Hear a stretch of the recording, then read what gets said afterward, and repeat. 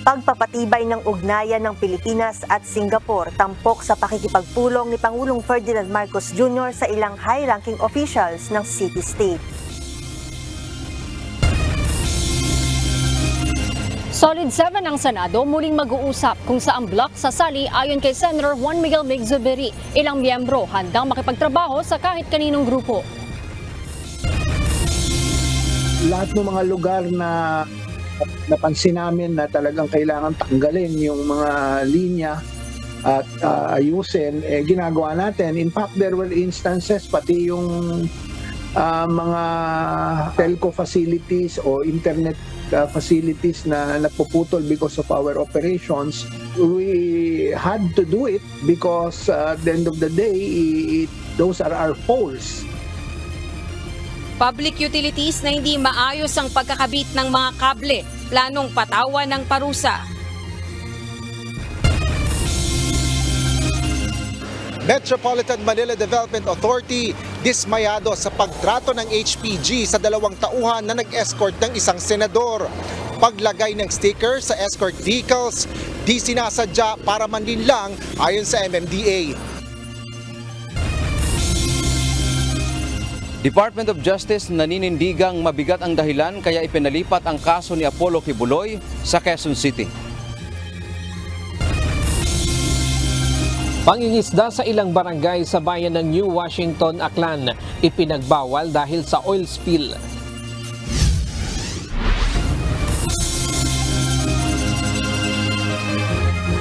Magandang hapon Pilipinas at sa buong mundo. Una sa ating mga balita. Ngayong gabi na ang nakatakdang talumpati ni Pangulong Ferdinand Marcos Jr. sa 21st International Institute for Strategic Studies o IISS Shangri-La Dialogue. Subalit bago ito, nakipagpulong muna si PBBM sa ilang high-ranking officials ng Singapore para sa pagpapatibay ng ugnayan ng dalawang bansa. Mula sa Singapore, ito ang balita ni Erlene Simon. Magandang hapon, Erlene. Ano ang napag-usapan sa meetings ni PBBM sa mga opisyal ng Singapore? Sa ikalawang araw ng working visit ni Pangulong Ferdinand Marcos Jr. sa Singapore, nakipagpulong ito sa ilang high-ranking officials sa city-state. Nakaharap ni PBBM ang bagong Prime Minister na si Singapore na si Lawrence Wong, gayon din si Singapore President Tharman Shanmugaratnam. Ngayong hapon nakausap din ni PBBM si dating Singapore Prime Minister at ngayon Senior Minister Lee Hsien Loong. Layo nitong mapagtibay pa ang ugnayan ng Pilipinas at Singapore. Samantala, alas 8 ng gabi, nakatakda ang keynote address ni PBBM sa pagbubukas ng 21st International Institute for Strategic Studies o IISS Shangri-La Dialogue. Kauna-unahang Philippine President si PBBM na magbibigay ng talumpati sa event. Inaasahang isusulong ang Pangulo ang posisyon ng Pilipinas sa umiigting na tensyon sa West Philippine Sea. Bukas naman, araw ng Sabado, may special address din si Indonesian President-elect Prabowo. Samantalang speaker naman, si US Secretary of Defense Lloyd Austin. Nasa 550 opisyal ng mga gobyerno, diplomats at defense ministers sa 40 bansa ang inaasahan sa IISS Shangri-La Dialogue. Itinuturing itong top defense and security forum sa Asia. Natatanging pagpupulong ito kung saan tinatalakay ng defense ministers ang pinakamatitinding hamon sa seguridad na kinakaharap ng rehiyon at sama-samang pagtugon na gagawin ng mga ito. June? Erlene, sa pagbibigay ng talumpati ni Pangulong Marcos Badyan mamaya sa kanyang keynote address, inaasahan din ba na nandoon din ang representative ng bansang China? Oo, June, inaasahan na nandoon ang representative mula sa China dahil isa din ito sa mga speaker sa event na ito. Alright, maraming salamat. Erlene Simon, nag-uulat ng live mula sa Singapore. Posibleng mas bumilis pa ang maitatalang inflation rate sa bansa para sa buwan ng Mayo ngayong taon. Base sa forecast ng Bangko Sentral ng Pilipinas o BSP, maaaring umabot ng hanggang 4.5% ang maitatalang inflation rate ngayong buwan, mas mabilis kumpara sa 3.8% na naiulat noong buwan ng Abril. Maaaring lagpasan din ito ang target range ng pamahalaan na nasa 2 to 4% lamang. Ayon sa BSP, ilan sa mga faktor na posibleng makaapekto sa pagbilis ng inflation ay ang mataas na singil sa kuryente at presyo ng gulay. Gayon din ang mataas na palitan ng piso kontra dolyar. Ang inflation ay ang bilis ng pagtaas ng presyo ng mga produkto at serbisyo na binabayaran ng mga consumer. Sa iba pang balita, magpapahinga muna ang ilang miyembro ng binansagang Solid 7 ng pinatalsik na Senate President na si Senator Juan Miguel Mig Zubiri bago talakayin ang magiging susunod na hakbang ng grupo. Handa namang makipagtrabaho ang ilang kasali sa bloc, alingmang grupo ang kanilang panigan. Ito ang balita ni Harleen Delgado. After the pagkatapos ng bakasyon, mag-regroup po ang Solid 7 and we'll make a decision on the direction that we'll be heading by then. Muling mag-uusap ang tinaguriang Solid 7 para matukoy kung sasali sa majority o minority block ng Senado. Ayon kay Senator Juan Miguel Mig Zubiri, 3 linggo muna siyang magbabakasyon kasama ang kanyang pamilya matapos magbitiw sa pwesto bilang Senate President. Konting me time, konting emotional and mental break from all the politics and the nasty backstabbing na nangyayari dito sa politika ngayon. Una nang sinabi ni Senator Joel Villanueva na kasama sa kanilang pinag-aaralan ang pag-anib sa minority block. Anya, bukas na sumali rito sina Senator Zubiri, JV Ejercito, Nancy Binay at Juan Edgardo Sonny Angara, habang si Senator Sherwin Gatchalian naniniwalang dapat pag-usapan ng mabuti kung sasali sa minorya ang grupo. Para sa akin, ang importante ay paano natin maipasa yung ating mga priority measures, lalo na in education, in ways and means. So paano natin magagawa yan? Dapat mapag-usapan lang naman sinsinan. Si Senator Loren Legarda naman handang makipagtrabaho sa anumang grupo. Anya, hindi na mahalaga kung anong titulo o posisyon basta't magampanan nila ang tungkulin bilang mga senador. I work very, very well with my colleagues in what you call the Solid 7. I work equally well with all my colleagues in a 24-member Senate. So why should you let the alliances affect your service to the nation? Right? Titles, alliances, all these chairmanships, that's always evolving. Sa mismong araw ng SONA ni Pangulong Ferdinand Marcos Jr. sa Hulyo, bubuksan ang 3rd regular session ng 19th Congress. Dito mas mabibigyan linaw ang magiging komposisyon ng Senado at mga panukalang batas na bibigyang prioridad nito sa ilalim ng bagong liderato. Harleen Delgado, UNTV News and Rescue. Diyos ang aming sandigan, serbisyo publiko ang aming pinahahalagahan. Bubuo ng special team ang Philippine National Police at Department of Transportation na lalaban sa mga nagsasagawa ng moonlighting. Isa rin sa tututukan ng grupo ay ang pagpapanggap ng pulis ng ilang nagsasagawa ng motorcycle escort sa pamamagitan ng paggamit ng mga police markings. Ito ang balita ni Leia Ilagan. Anong isang araw nga po ay nakipag-meeting yung ating Chief PNP sa representative po ng DOTR, pati po ng MMDA at magkakaroon po ng possibly magkikreate po tayo ng isang special team that to be composed by MMDA, DOTR and PNP, particularly po yung ating Integrity Monitoring Enforcement group po, pati po ng HPG to run after dito sa mga posibleng gumagamit ng mga marked vehicles o na hindi naman talaga totoong pulis. Sunod-sunod ang mga natutuklasang tauhan ng Philippine National Police na nagmumoonlighting at mga security escorts na nagpapanggap na pulis. Ang insidenteng ito ang nagtulak sa PNP para bumuo ng special team na tututok sa panghuhuli sa mga ito.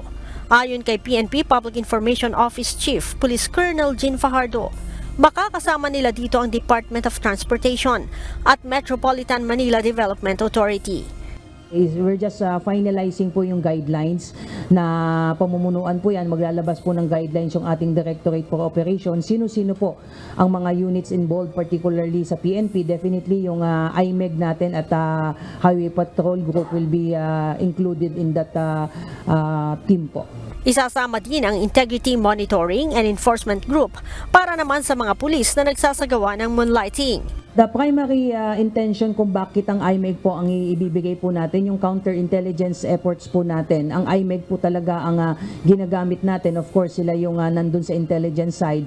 So ang target po talaga natin dito, yung mga natatanggap po nating mga reports na may mga pulis po tayo na nagmo-moonlight as a driver ng mga kolorum ng mga sasakyan. Sinabi ni Colonel Fajardo, sisimulan ang pagbuo ng special team sa Metro Manila, subalit gagawin din ito sa mga regional offices. Well, we will start dito sa NCR po dahil kasama nga po natin yung MMDA. But definitely, if there is a need to create a similar special team doon sa ating mga regional, then we are not naman precluded from also putting those into work po para masiguro po natin na lahat po ng mga posibleng mga may nagmo-moonlight na pulis natin at yung gumagamit po ng mga illegal blinkers at markings po ng PNP ay mahuhuli din po natin. Nauna nang sinabi ng PNP Highway Patrol Group na marami ang nagpapanggap na pulis habang nag-e-escort. We have other compilation of illegal escort viral videos which were addressed already and endorsed to LTO for proper disposition. Noong mga nakaraang araw, nahuli ang 2 MMDA personnel na gumamit ng motorsiklo na may markings ng pulis. Isang HPG personnel din at dating Army ang nahuli na nagmumoonlighting gamit ang motorsiklo na may markings ng PNP. Habang noong 1 linggo naman ay nahuli ang 2 SAF personnel na nagmumoonlighting sa pag-escort ng opisyal ng Pogo. Leia Ilagan, UNTV, News and Rescue. Diyos ang aming santigan, serbisyo publiko ang aming pinahahalagahan. Dismayado ang Metropolitan Manila Development Authority sa naging pagtrato ng Philippine National Police sa 2 nilang tauhan na kinalaunan ay pinakawalan din matapos madismiss ang reklamong isinampa ng PNP dahil sa kawalan ng sapat na basehan. Binigyan din ng MMDA na walang intensyon na manlinlang ang kanilang mga tauhan na nakitaan ng PNP sticker sa motorsiklo. Ito ang balita ni Asher Cadapan Jr. In this particular instance, hindi naman po siya bawal dahil government official yung atin pong inassist. Regular naman po natin ginagawa yan. Kinumpirma ng Metropolitan Manila Development Authority na lehitimo at may koordinasyon sa ahensya ang 2 nitong tauhan na nag-escort kay Senador Francis Tolentino. Ngunit ayon kay MMDA Acting Chairman Romando Artes, luma na ang ginamit na escort vehicle at maaring nailagay ang police sticker sa motorsiklo ng dating gumamit nito. Kasi may mga opisyalis kami dito sa MMDA na come and go na yung iba galing sa PNP. So baka along the way nadikitan po ito ng sticker ng police, kaya po nalagyan ng ganon. Pero hindi na po namin ma-determine kung kailan exactly nalagay yung sticker na yan. Bunsod nito, sinabi ni Artes na pinatanggal na rin nila ang mga police sticker na nakita sa ilan pang sasakyan ng MMDA. Itinanggi rin ng MMDA na may misrepresentation o nagpakilala ang 2 escorts na sila ay miyembro ng pulisya. Masasabi po namin na hindi naman namin polisiya or sinasadya na maglagay ng stickers na yan to misrepresent ourselves. In fact, doon po sa aming initial na investigasyon, nung napara naman daw po yung aming mga tauhan, agad naman po nagpakilala na taga MMDA. Bagamat kinasuhan na ang 2 MMDA escorts, nakalabas na rin ang mga ito sa pagkakadetine at binigyan ng legal assistance ng ahensya. Na-dismiss na rin ang reklamong kriminal laban sa mga ito dahil sa kawalan ng sapat na basihan. Sa kabila nito, nagsasagawa rin ang investigasyon ng MMDA kung may pananagutang administratibo ang 2 tauhan nito. Ngunit nagpahayag ng pagkadismaya si Artes sa kinahinatnan ng mga naturang MMDA escort. Ang aking lamang pong preservation siguro, nandito si Kong Busita na dati rin naman police, the way yung pag-treat doon sa tao namin. Dinitain sila sa mahabang oras, hinayaang ma-interview ng mga media sa harap nila, which can be considered as an interrogation, na wala pong abogado yung aming pong tauhan. Sa kabila nito, tiniyak naman ng MMDA ang kooperasyon at pakikipag-ugnayan sa pulisya kaugnay ng insidente. Asher Cadapan Jr., UNTV News and Rescue. Diyos ang aming sandigan, serbisyo publiko ang aming pinahalagahan. Naninindigan ang Department of Justice na may compelling o mabigat na dahilan kaya nila pinalipat ang kaso ni Apollo Kibuloy mula sa Davao City papuntang Quezon City. Ito ang balita ni Dante Amento. Alam naman po natin na influential masyado at napakaraming resources ang ating respondent sa kaso, no, si Pastor Kibuloy. Nais ng Department of Justice na mapanatili ang integridad ng kaso ni Apollo Kibuloy kaya ito ipinalipat mula Davao patungong Quezon City. Ayon kay DOJ spokesperson Assistant Secretary Miko Clavano, dapat walang bahid ng anumang bias o ng hindi pagiging patas ang paghawak nito. Paliwanag ni Ase Clavano, kapag nananatili ang paglilitis sa Davao, hindi maaalis ang pagdududa dahil malaki ang impluensya doon ni Kibuloy. Hindi natin sinasabi na may impluensya na po yung mga judge sa Davao, pero syempre, para lang manigurado, we have to put the case in an area where it is free from any possible influence. No? Isa rin umano sa ikinukonsidera nila ay ang kapakanan ng mga saksi sa kaso. Una nang sinabi ng abogado ni Kibuloy na maghahain sila ng motion for reconsideration sa Korte Suprema. We will be filing a most respectful motion for reconsideration and convince the Supreme Court that the fear or anxiety perhaps of the Good Justice Secretary that there is bias in local courts may be unfounded and unsubstantiated. Sagot naman ng DOJ, karapatan ni Kibuloy at 5 kapwa-akusado nito na umapila sa desisyon ng korte. They are free to do what they want. May mga remedies naman po ata sila. Pero ang sa atin, bakit hindi natin gusto na mailagay yung ating yung kaso sa isang lugar kung saan wala talagang impluwensya? Sa pahayag na inilabas ng tagapagsalita ng Korte Suprema na si Attorney Camille Ting, sinabi nito na ang kanilang desisyon sa paglipat sa kaso ay alinsunod sa circular na inilabas ng Office of the Court Administrator noong nakaraang taon. Kabilang na rito ang paghingi ng komento mula sa judge at mga partido sa kaso tulad ng ginawa nila sa kaso kaugnay ng pagpatay kay Governor Ruel Digamo. Dante Amento, UNTV News and Rescue. Diyos ang aming sandigan, serbisyo publiko ang aming pinahahalagahan. Ipinagbabawal muna ang pangingisda sa ilang barangay sa New Washington, Aklan dahil sa banta sa kalusugan dulot ng oil spill. Kasunod ito ng pagtagas ng langis mula sa isang barge na nakadaong sa isang shipyard doon. Ito ang balita ni Ryan Lacalale. Bali yung collected po na oily mixtures po, bali nasa 5,550 liters na po ngayon, sir. Ipinagpatuloy ngayong araw ng Philippine Coast Guard ang paglilinis sa tumagilid na barge sa isang shipyard sa Barangay Polo, bayan ng New Washington, Aklan. Ayon sa PCG, nasa mahigit 5,500 litro na ng oil mixture ang nakolekta nila sa lugar. Bagamat nalinis na ang malaking bahagi ng shipyard kung saan tumagas ang langis, patuloy ang isinasagawang paglilinis sa mga kumalat na langis sa paligid ng barge. Bale, as of today po, sir, napalutang na po namin yung barge at continue na rin po yung pagpapump ng tubig sa bawat compartment ng barge. Then, ongoing na din po yung pag-flashing ng mga langis na nakadikit sa mga bato, sir. Pero konti na lang din po yun. Ang lokal na pamahalaan ng New Washington nagpatupad na ng fishing ban sa 4 na barangay na apektado ng oil spill. Ito ang Barangay Polo, Poblasyon, Pinamukan at Tambak. Ibig sabihin, bawal muna ang paghuli at pagkain ng mga isda at yamang dagat sa lugar upang matiyak ang kaligtasan ng mga mamamayan. Namahagi na rin ng relief pack ang LGU ng New Washington sa mga apektadong residente. Ayon sa PCG, hinihintay na lamang nila ang resulta ng water sampling kung ano ang kondisyon ng tubig sa lugar at kung kontaminado pa ng natapong langis.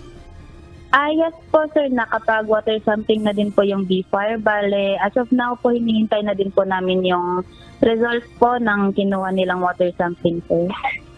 Nitong linggo nagsimulang tumagas ang langis sa tumagilid na lumang barge na nakadaong sa isang shipyard sa Barangay Polo, New Washington. Ryan Lacanlale, UNTV News and Rescue. Diyos ang aming sandigan, serbisyo publiko ang aming pinahahalagahan.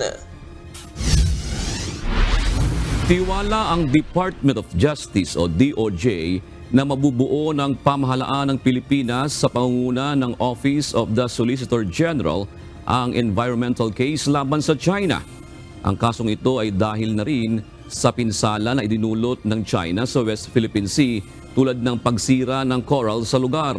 Walang partikular na petsa ng paghahain ng kaso na binanggit ang DOJ.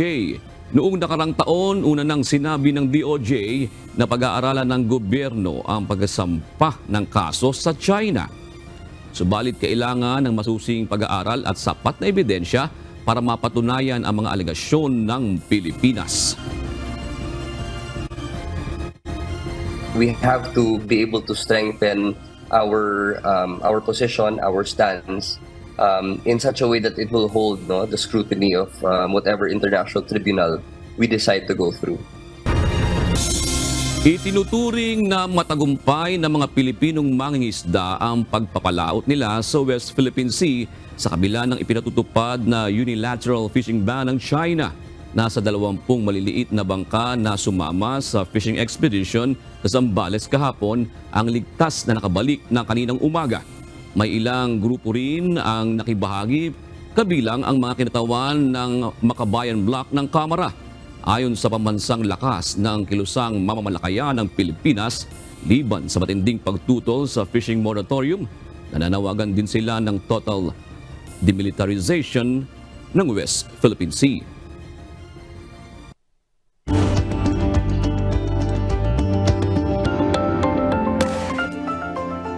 Maraming hindi magandang maidudulot ang unprotected sexual contact.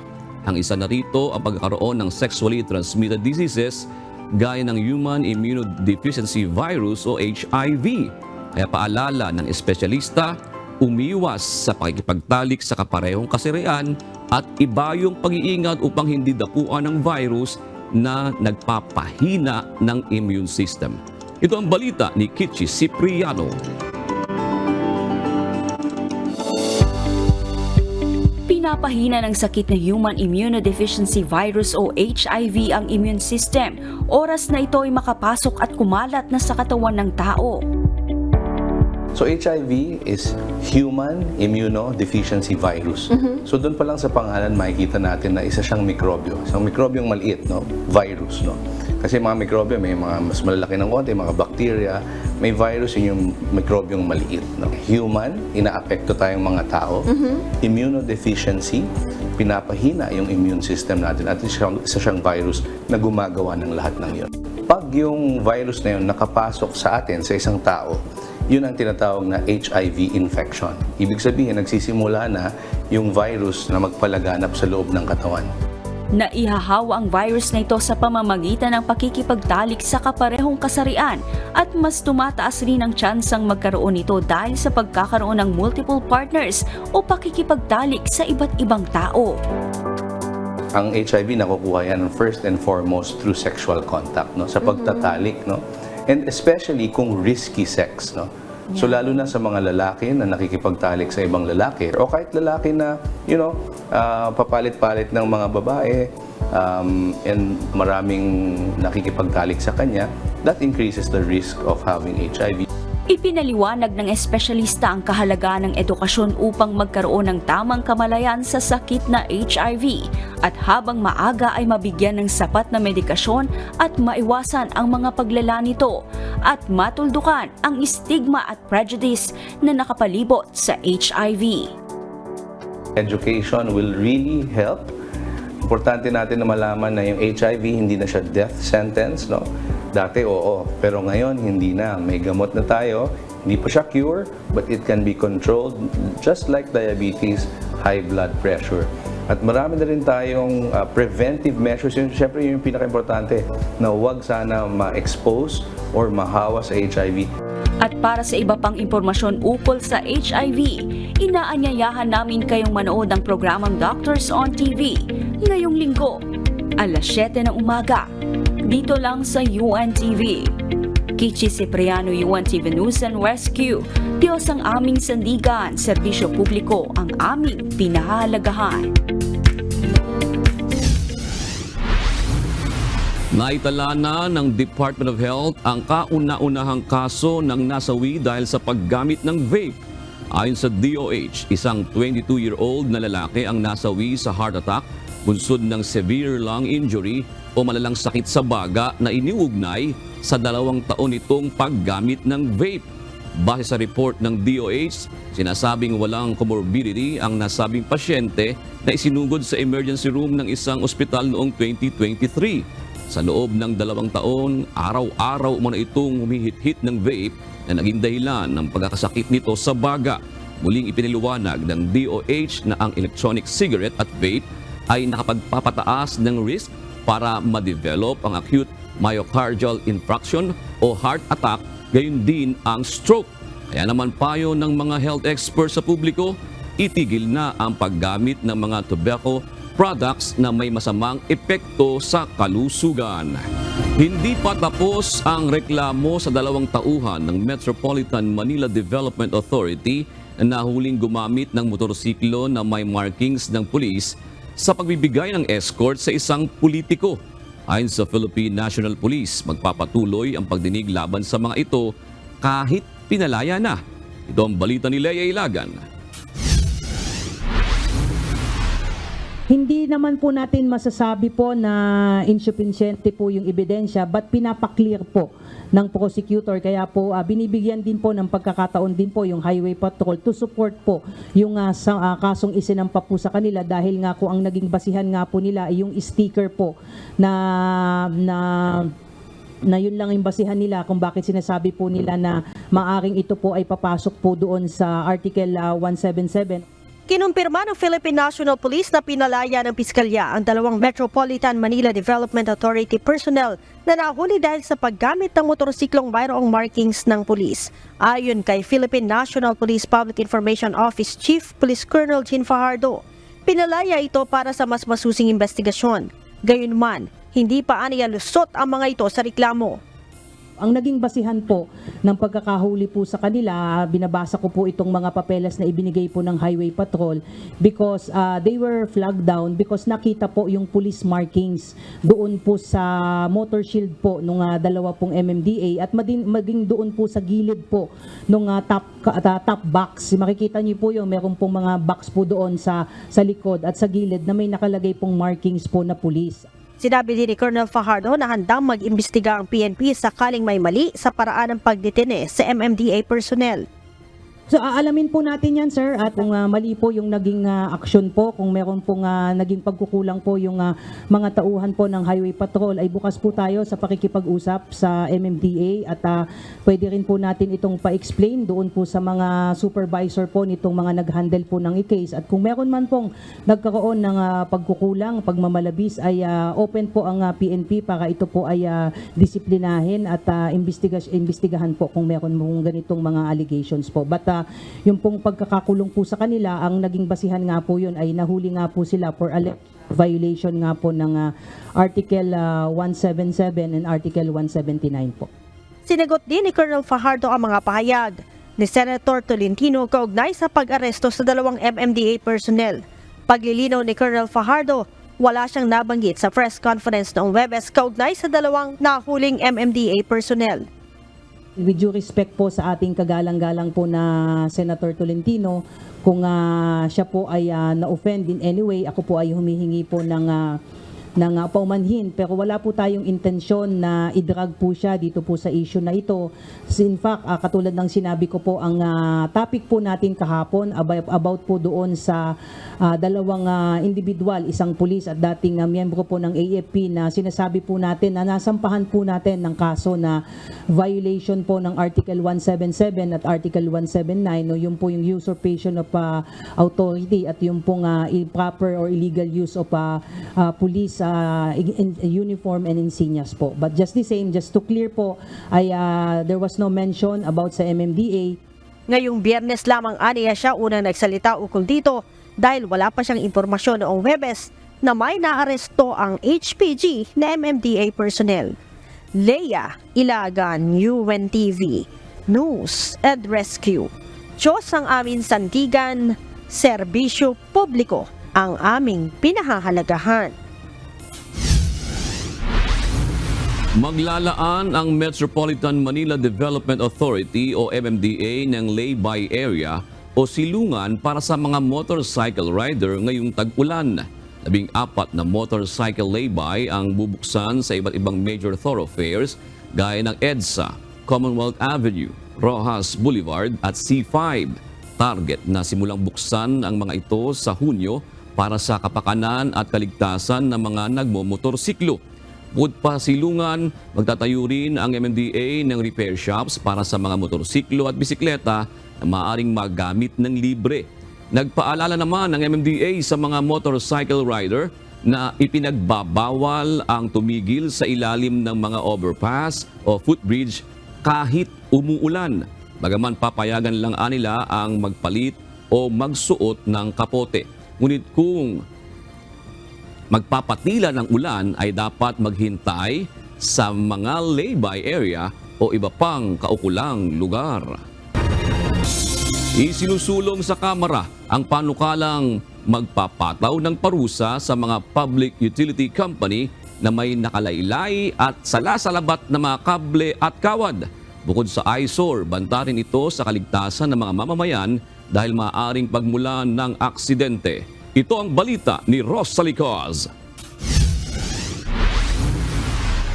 Lahat ng mga lugar na napansin namin na talagang kailangan tanggalin yung mga linya at ayusin, ginagawa natin. In fact, there were instances, pati yung mga telco facilities o internet facilities na napuputol because of our operations. We had to do it because at the end of the day, those are our poles. May mga umiiral ng ordinansa ang mga lungsod sa Metro Manila upang tugunan ang mga nakalaylay at salasalabat na kable at kawad. Sa kabila nito, nananatiling eyesore ang mga wire ng public utilities, gaya ng kuryente, telecommunication, cable at internet providers sa iba't ibang kalsada, lalo na dito sa Metro Manila. Kaya naman inihain ni Bulacan 6th District Representative Salvador Pleito ang House Bill No. 10427. Isang panukalang naglalayong utusan ng lahat ng power, telecommunication, cable at internet providers na ayusin ang paglalagay nila ng mga kawad at kable. At kung hindi, papatawan ng parusa ang mga ito. Welcome sa Meralco ang panukalang batas na ito. At sa kasalukuyan, umiiral nila ang kanilang kampanyang naglalayong masiguro ang kaayusan at integridad ng kanilang mga pasilidad para sa kaligtasan ng publiko. Gayunman, aminado itong mayroong mga kable ng ibang public utilities na nagkakabit sa kanilang mga poste. Marami nga nung panahon ng pandemic, lagay lang ng lagay, latag lang ng latag without even informing us. So naging problema talaga yan. To the point, we had to take it out unilaterally kung minsan, kung kailangan, kung sobra na talagang delikado. So that's what we did. We have ongoing operations all over Metro Manila, all over our franchise area, and we will continue to do so. Naniniwala naman si San Juan City Mayor at Metro Manila Council President Francis Zamora na mas magiging epektibo ang pagsasaayos ng mga kawad at kable ng public utilities kung may umiiral ng batas kaugnay nito. If you were to ask me, mas may ngipin talaga ang isang national law. Pagdating sa local ordinance, kami naman sa San Juan ay pinapatupad namin ito. In fact, we work closely with them. Ngunit naintindihan din naman namin yung logistical challenges para sa kanila. Na hindi rin ganun kadali gawin yan. Dahil kung titingnan mo yung mga lugar kung saan ito matatagpuan, yung mga wires talaga, kita mo patong-patong na, buhol-buhol na. No? So, it will be a big undertaking, but it can be done kung talagang papagpursihin. Suportado naman ng mga mamamayan ang paghihigpit laban sa mga public utility na iresponsable sa kanilang mga pasilidad at hinahayaan ang kanilang mga kableng nakalaylay na maaaring pagmulan ng aksidente. Delikado yan sa mga bahay-bahay kasi pagmumula ng sunog yan, yung di maayos na pagkakamada nila ng mga wiring. O dapat talaga bigyan sila ng para ayusin nila yung trabaho nila. Pangit naman talaga tingnan Okay, dito, doon. Kahit sana, ganun talaga, kahit doon nga sa kabila dapat nabigyan action yan Ewan ko kung saan isasumbang yan para maayos yan. Ang sa akin lang dyan, dapat ayusin na lang kung maaari, ayusin na magkabit, maglagay. Kasi alam naman nila na may batas Ngayon, kung para saan sila, wala silang magagawa. Rosalie Coz, UNTV News and Rescue. Diyos ang aming sandigan, serbisyo publiko ang aming pinahahalagahan. Iaapila ni dating US President Donald Trump ang guilty verdict ng korte ugnay ng hush money trial nito. Si Trump ang kauna-unahang dating Pangulo ng Estados Unidos na convict sa isang krimen. Ito ang balita ni Hazel Kaisip. These charges are rigged. The whole thing is rigged. The whole country's a mess between the borders and fake elections, and you have a trial like this where the judge is so conflicted he can't breathe. Ipinahayag ng abogado ni dating US President Donald Trump na iaapela nila ang guilty verdict ng korte sa hush money trial nito. Ipinahiwatig ni Attorney Todd Blanche sa isang panayam na maghahain sila ng post-trial motions. Kung hindi naman ito magiging tagumpay, muli silang aapela. Pagkatapos ng 2 araw na deliberasyon, natukoy ng 12 New Yorkers na guilty sa lahat ng 34 felony counts si Trump sa kanyang hush money case o panunuhol. Ang 77-year-old na si Trump ngayon ang kauna-unahang dating US President na may criminal conviction. Siya rin ang unang major party candidate na tatakbo sa pagkapangulo bilang isang felon o gumawa ng krimen. Babalik naman sa korte si Trump sa July 11 para sa sentencing hearing o sa ibababang sentensya ni Justice Juan Merchan. Maaring multa, probation o supervision at posible ring prison time ang magiging sentensya kay Trump. Mailang factors na ikukonsidera ang judge sa sentencing nito, kabilang na ang edad ni Trump.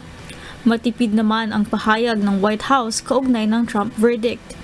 Nirerespeto nito ang rule of law o pagpapatupad ng batas at wala ng karagdagang komento ayon sa spokesperson ng White House Counsel's Office na si Ian Sams.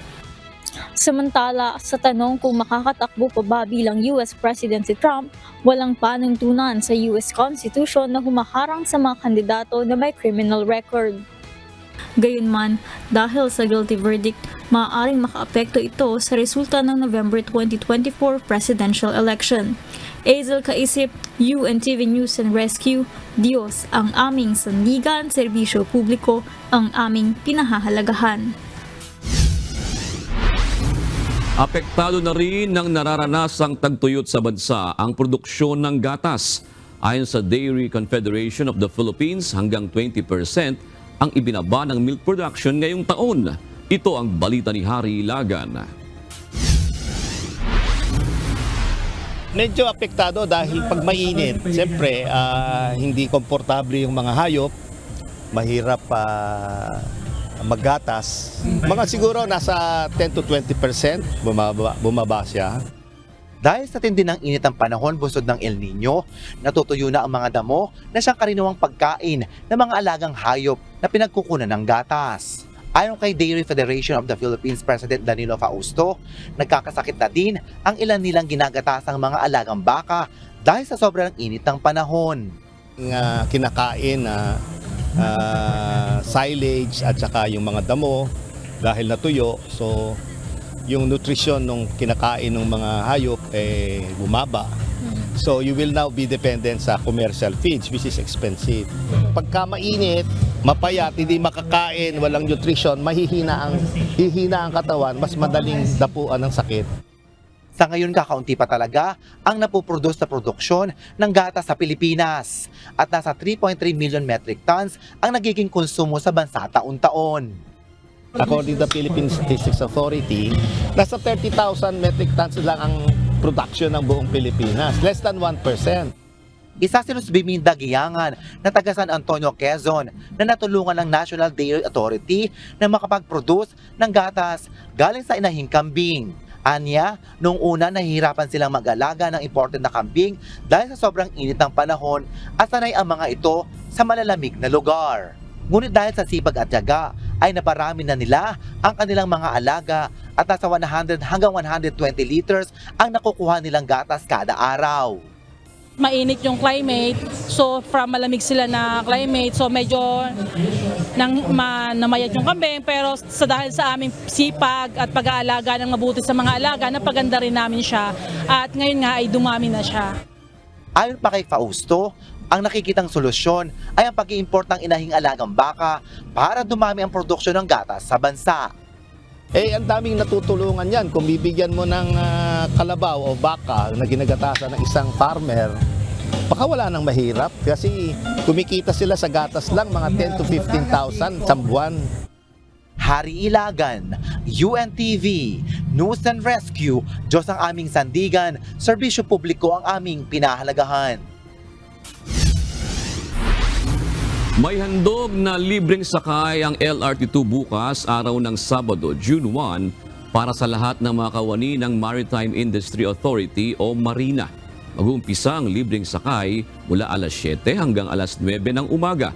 Gayon din ng alas 5 ng hapon hanggang alas 7 ng gabi. Ang handog na libreng sakay ay bilang pakikiisa sa ika-50 anibersaryo ng Marina.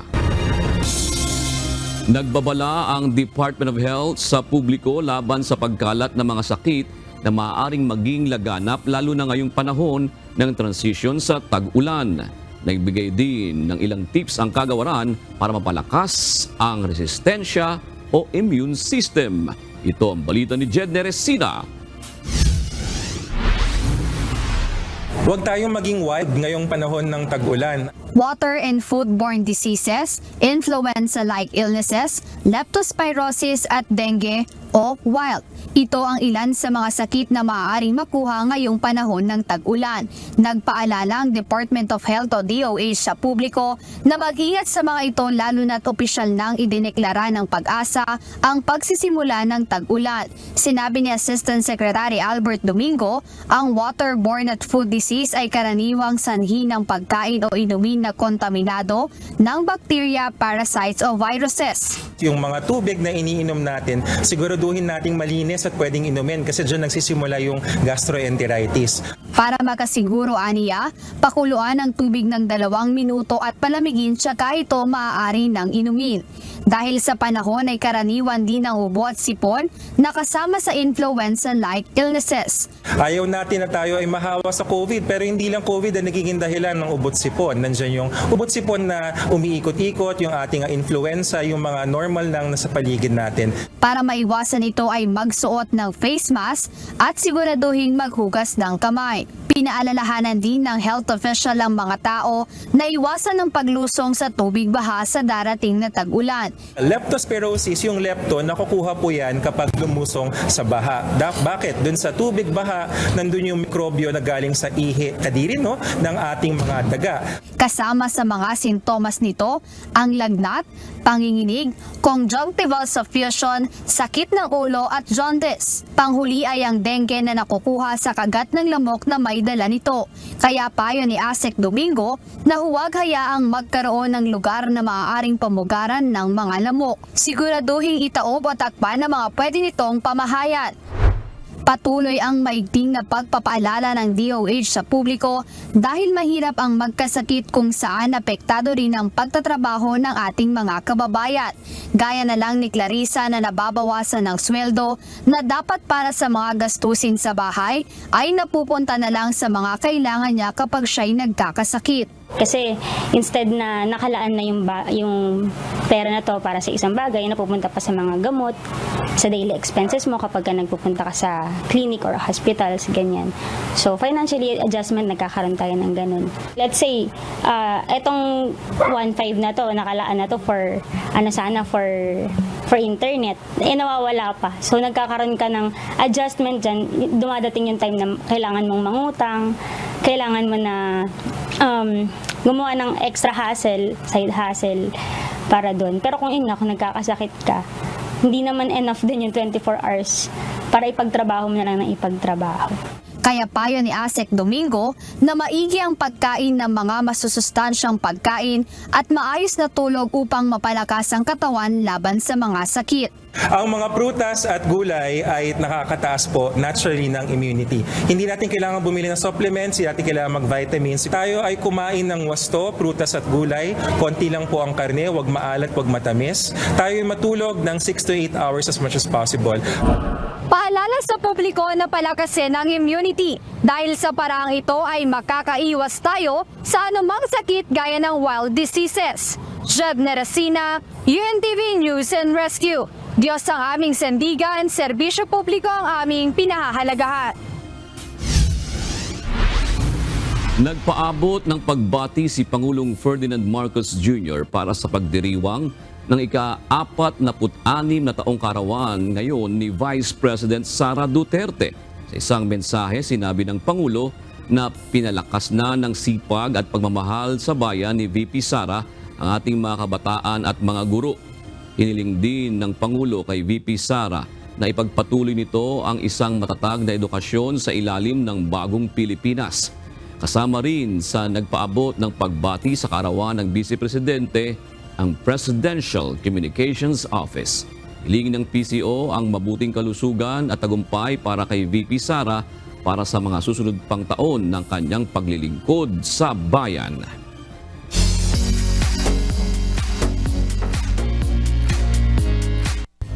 Opisyal nang ipinakilala ng KDR Music House ang bandang Letters from June.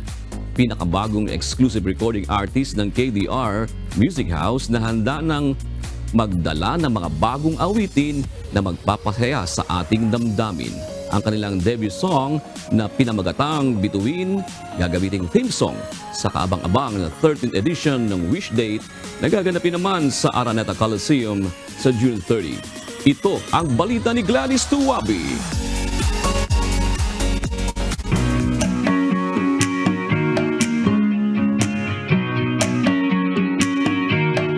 Welcome to the family, Letters from June. Dream come true!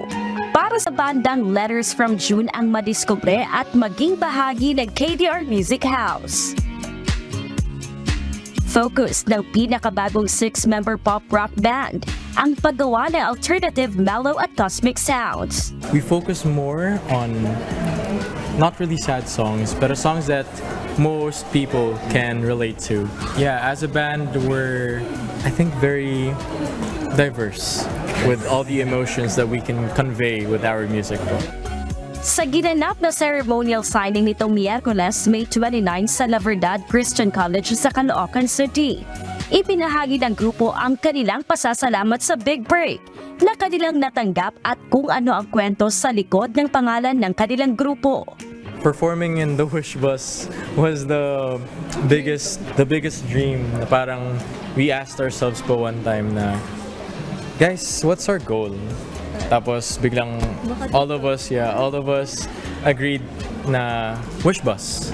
So yung mga songs po na yun are kind of letters. Para silang mga letters to someone or letters to another person, to a friend, to a lover. We want to make it personal. We wanted to make it personal po. Like a letter. And bakit naman June?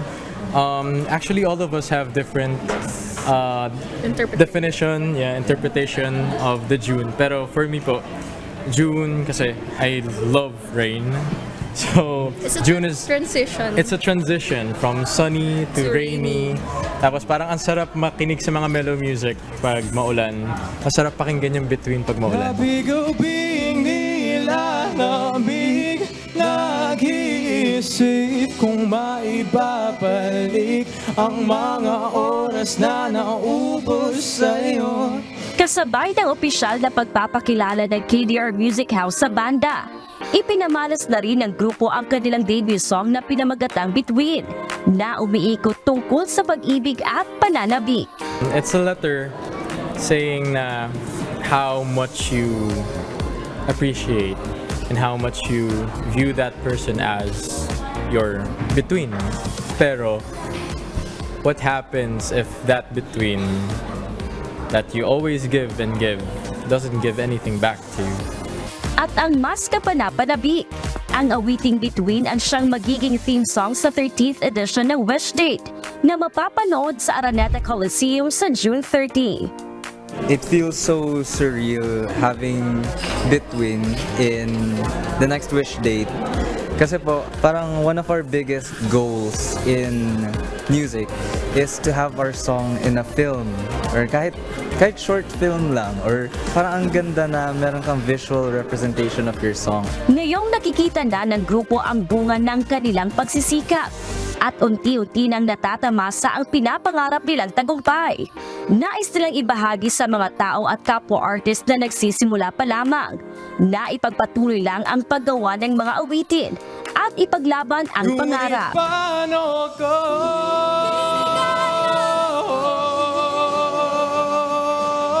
Gladys Tuwabi, UNTV News and Rescue. Diyos ang aming sandigan, serbisyo publiko ang aming pinahahalagahan.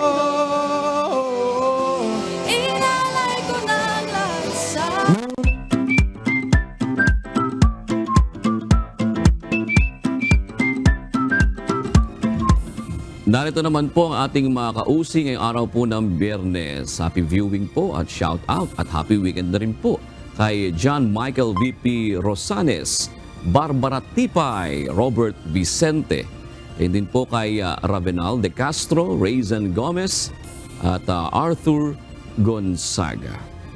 At narito naman po ang salita ng Diyos na ating sandigan mula sa aklat ng unang Korinto 10:13 na nagsasabi, "Hindi dumating sa inyo ang anumang tukso, kundi yaong matitiis ng tao. Datapwat tapat ang Diyos na hindi niya itutulot na kayo'y tuksuhin ng higit sa inyong makakaya. Kundi kalakip din ang tukso, ay gagawin naman ang paraan ng pag-ilag upang ito'y inyong matiis."